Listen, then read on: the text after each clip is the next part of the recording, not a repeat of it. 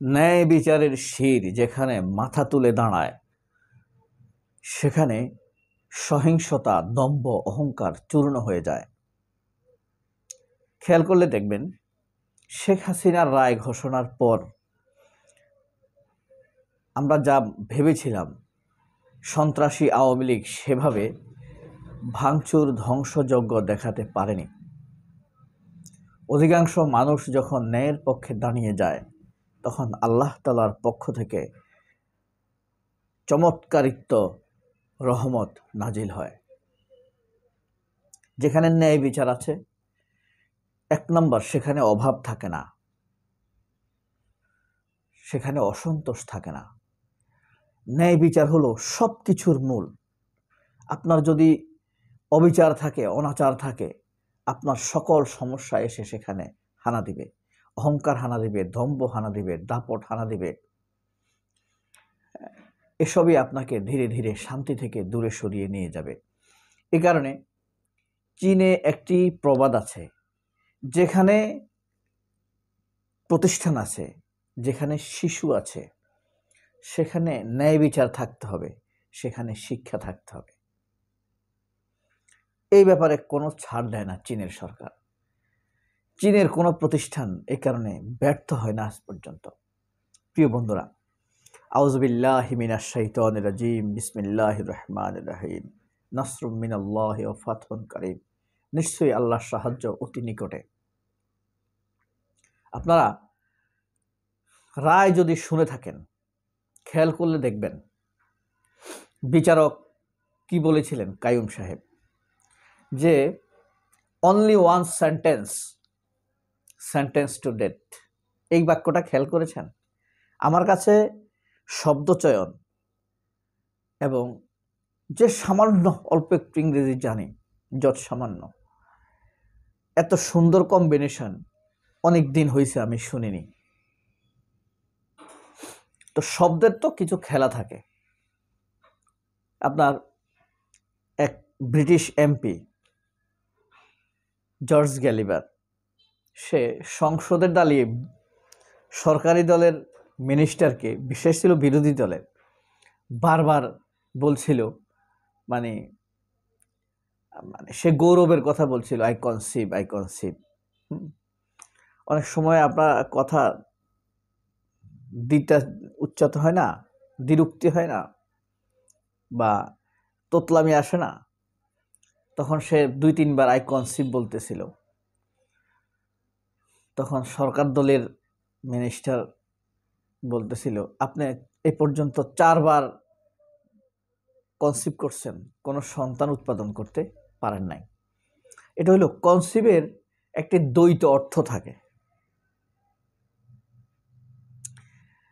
হ্যাঁ, মানে double meaning শব্দ। একটা হলো গৌরববোধ করা, আবার হলো গর্ববোধ করা।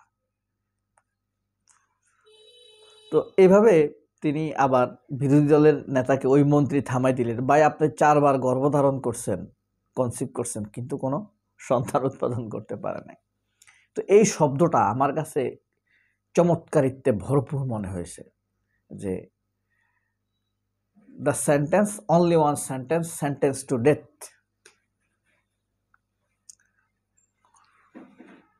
মানে ফাঁসি ঝুলিয়ে মৃত্যু। এই জিনিসটি আমার খুব ভালো লেগেছে। আর এই যে ন্যায় বিচার হওয়ার রায়ের পরে আপনারা খেয়াল করেছেন, ভারত থেকে কিন্তু একটা স্টেটমেন্ট দেয়া হয়েছে। ওই স্টেটমেন্টে তাদের সুর আগের তুলনায় কিছুটা নরম দেখা গিয়েছে।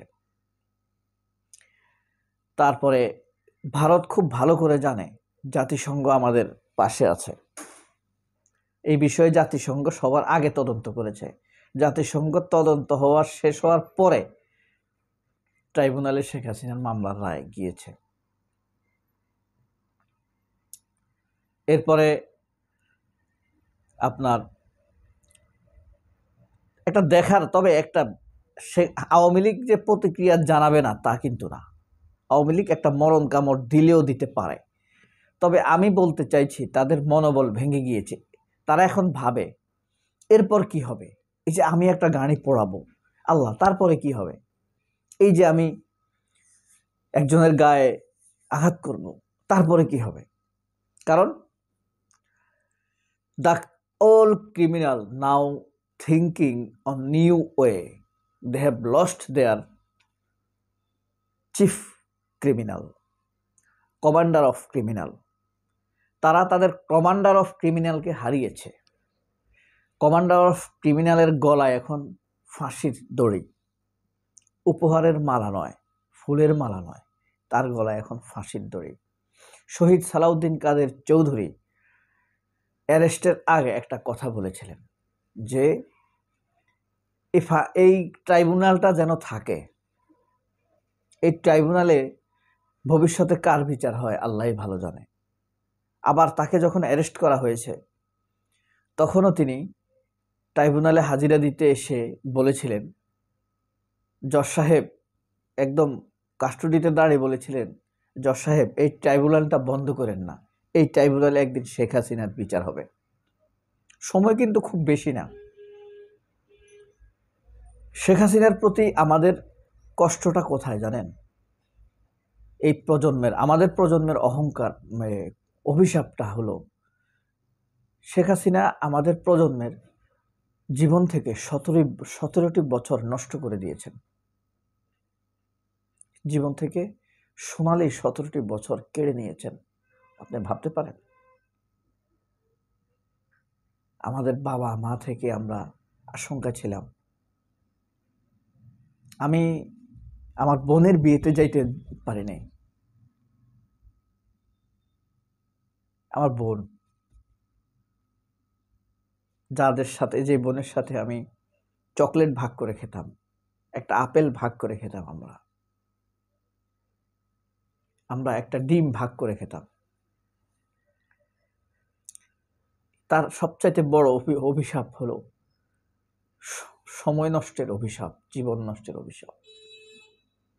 যারা সময় অপচয় করে জানেন, তাদের প্রতি আল্লাহ অভিশাপ দিয়েছেন। এই সময়ের জন্য একটি সূরা আছে, সময়ের গুরুত্বকে ধারণ করে,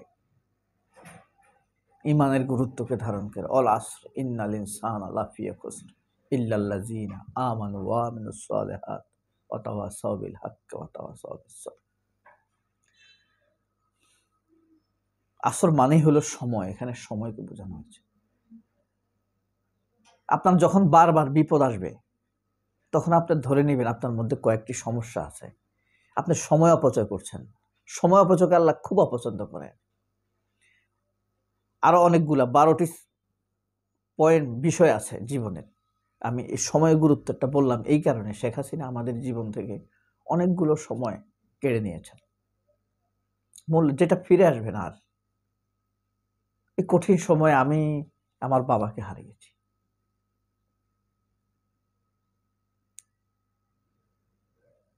এবং যে বছর আমার বোনের বিয়ে হয়েছে, আমি আমার বোনের বিয়েতে যেতে পারিনি, সেই বছরই আমি আমার বাবাকে হারিয়েছি। এভাবেই তিনি মানব জীবনকে, বাংলাদেশের মানুষের জীবনকে অপরিসীম যন্ত্রণা, কষ্টে, দুঃখে ভরিয়ে দিয়েছেন। আর কিছু সন্ত্রাস, ধর্ষক, খুনিদের জীবনে আনন্দ দান করেছেন। আপনি অবাক হন, ভাবতে পারেন আপনি একটা চিহ্নিত মামলাপ্রাপ্ত ধর্ষক, নারী ধর্ষণকারীকে মন্ত্রী বানাইছে সে, মোজাম্মেল, গাজীপুরের। ভাবতে পারেন? আল্লামা দেলোয়ার হোসেন সাইদি কোন লেভেলের আলেম বুঝতে পারেন? কোন লেভেলের ঈমানওয়ালা লোক? এমন একটা লোকের জীবনের 12টি বছর জেলে কাটিয়ে দিয়েছেন, নষ্ট করে দিয়েছেন, তারপরে হত্যা করেছেন। সালাউদ্দিন কাদের চৌধুরী সাহসী বক্তব্য অথবা তির্যক কথাবার্তার জন্য অনেকের কাছে সমালোচিত ছিলেন, কিন্তু কারোর জীবনে একটি পয়সা দুর্নীতি করছে এই অভিযোগ সালাউদ্দিন কাদের চৌধুরীর বিরুদ্ধে ছিল না। শহীদ সালাউদ্দিন কাদের চৌধুরীর বিরুদ্ধে এই অভিযোগ আপনার জীবনেও পাবেন না। যিনি দেশেই ছিলেন না, সেই অভিযোগে তাকে ফাঁসি দেওয়া হয়েছে। আলী হাসান মোহাম্মদ মুজাহিদ, শহীদ মাওলানা মতিউর রহমান নিজামী, শহীদ কামারুজ্জামানের মতো মানুষকে হত্যা করা হয়েছে।